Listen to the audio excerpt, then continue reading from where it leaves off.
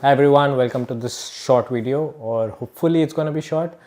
And in this video I am going to talk about this recent CSIR NET exam, not in terms of what are the video solutions and all, because I have completely lost touch with the CSIR NET exam. But on the other hand, it's been like more than 7 years, since I completed my masters.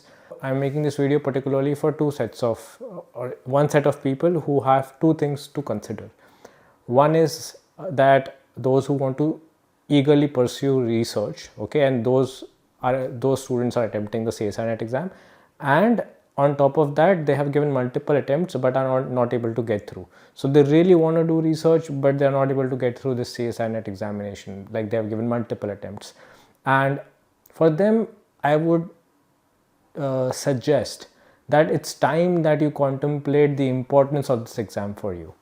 So before we get started with this content, I would like to thank the sponsors for today's video, that is Chiral Academy, which trains you for CSIR NET, GATE and IIT-JAM examinations, particularly obviously chemistry. It provides you one of the most affordable recorded or live sessions for the CSIR NET, GATE and IIT-JAM examination, and at the same time they have really good content, right? So one of the best content at one of the most affordable prices.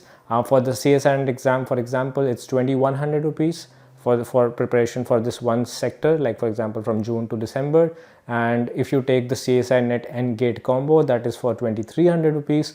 And they also have an individual test series which you can, I think, purchase for 777, so 777 rupees.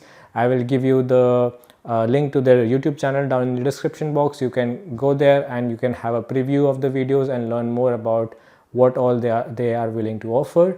Now you need to understand that if you are pursuing, or if you are dead serious about pursuing research, then you have to sort of like revisit the CSIR NET exam. And the reason behind that is very simple.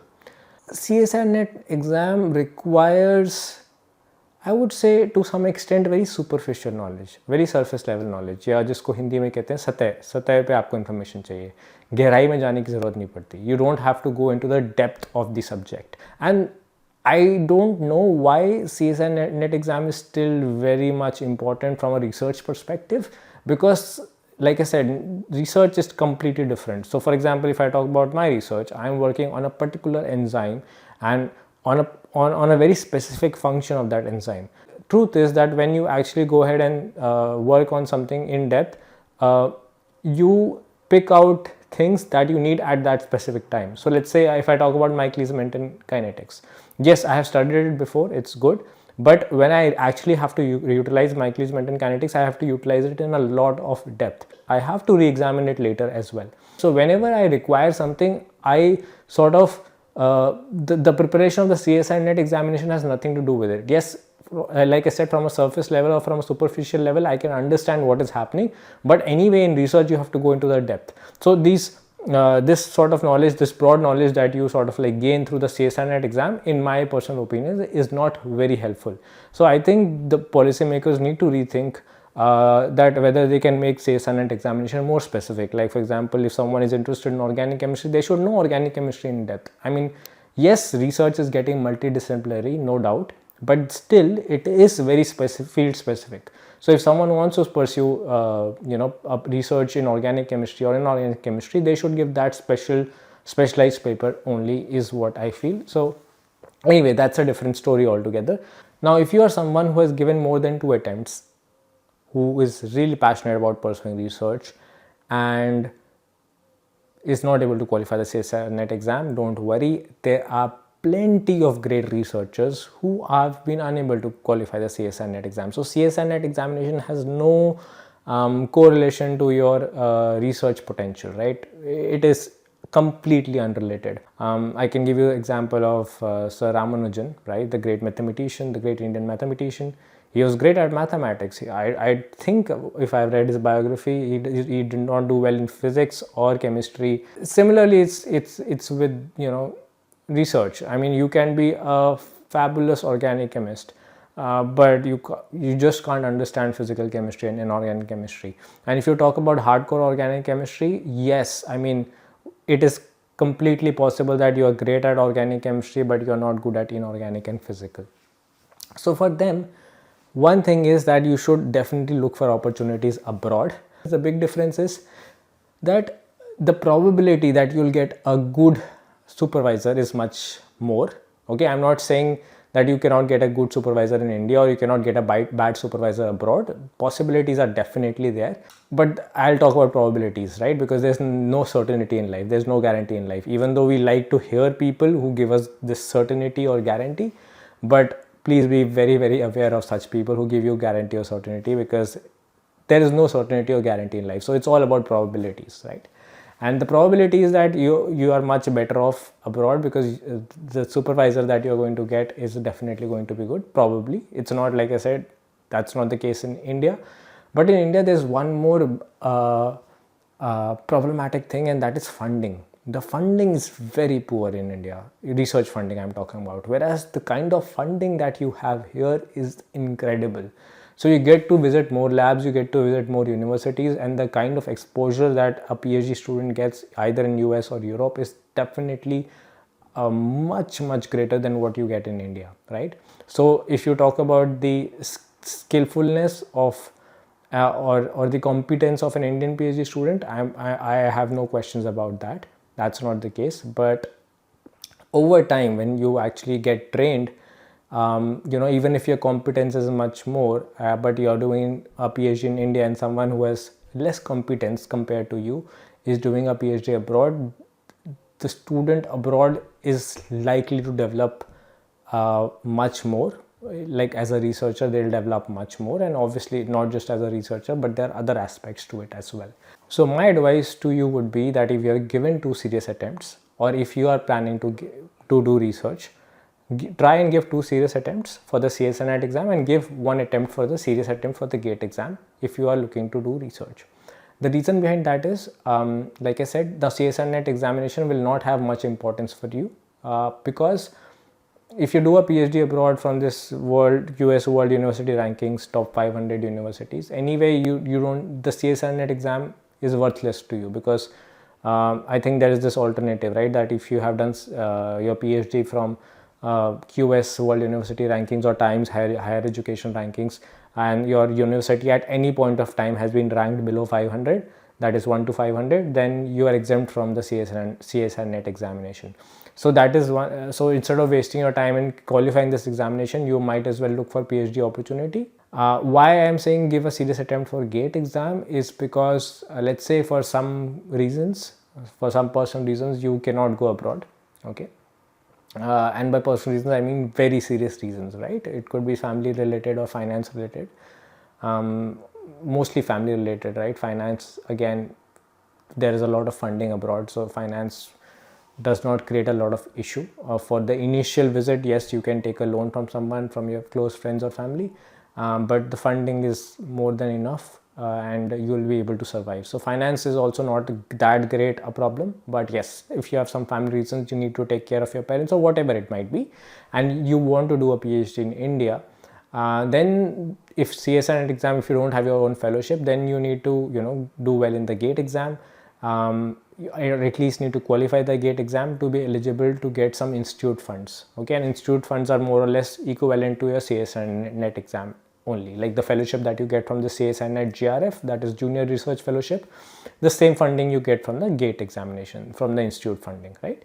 So either you do that, or if you are not unfortunately able to qualify the GATE exam as well, and qualifying GATE exam is much more easier as compared to NET, no doubt about it. Getting a good rank in GATE exam, like top 100, is going to be very difficult compared to the NET exam, but if you just have to qualify the GATE exam, then it's much easier. So that's why I said you can give 1 serious attempt of GATE as well, so that you are eligible to apply for interviews through institute funding.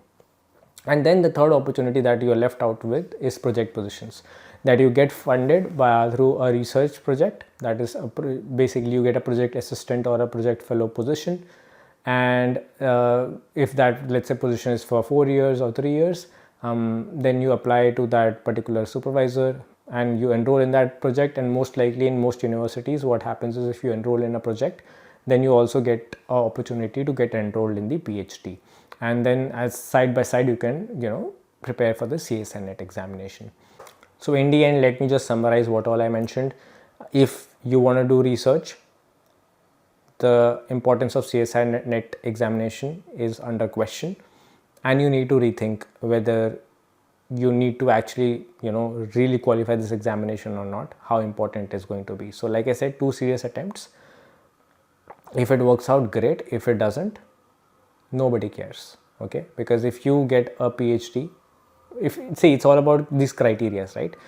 One is only going after the CSIR NET examination because some universities have this criteria that you have to qualify the CSIR NET exam, but it is officially said by UGC that if you have not qualified the CSIR NET exam, but if you have a PhD from US World University Rankings in top 500 or in the Times Higher Education top 500 at any point of time, then you're exempt from the CSIR NET examination. Some universities don't even have this criteria of CSIR NET. For example, I think, if I'm not wrong, if you want to do research in IITs, like if you, sorry, a faculty position, if you want to be a faculty at IITs or ISIRs, or these national institutes, a lot of national universities are there, then you don't even need to, they don't even ask for the CSIR NET qualification. It's only with colleges where you have to actually do teaching, where they sort of like require that you have the CSIR NET exam. And then again, if you have done a PhD from any of these top 500 ranked universities, then you're even exempt from this